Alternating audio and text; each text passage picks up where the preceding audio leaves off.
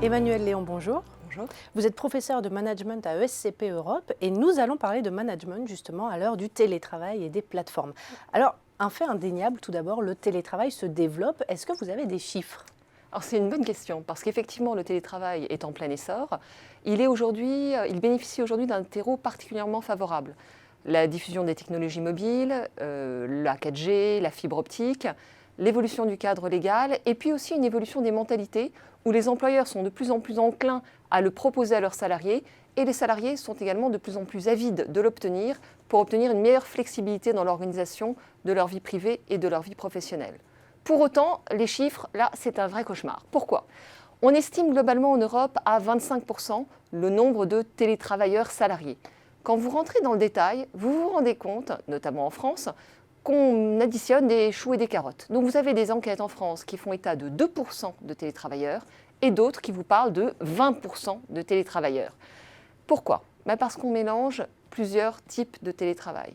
Dans certains cas, on comptabilise uniquement le télétravail qui a fait l'objet d'un avenant au contrat de travail, stipulant que la personne télétravaillait tel jour de la semaine, en général depuis son domicile. Dans d'autres cas, on va également mesurer ce qu'on appelle le télétravail gris, celui qui n'est pas déclaré, celui qui est du télétravail, du travail à distance quelque part.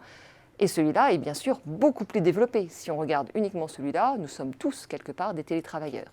Et puis, dans certains cas, on additionne encore autre chose, c'est-à-dire le télétravail en débordement, c'est-à-dire que vous travaillez au bureau pendant votre journée, mais le soir, vous continuez. Donc, vous n'avez pas substitué les espaces de travail, vous cumulez simplement le fait de travailler un peu tout le temps.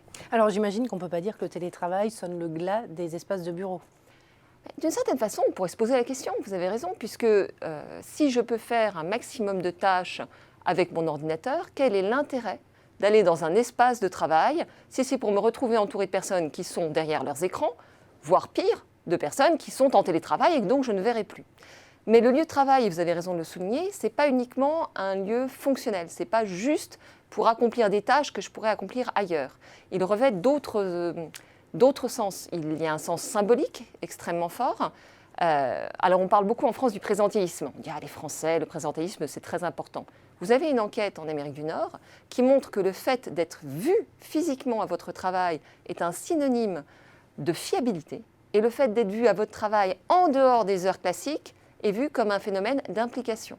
C'est-à-dire qu'on fait des inférences sur le fait de vous voir ou pas. Et ça, quels que soient les contextes.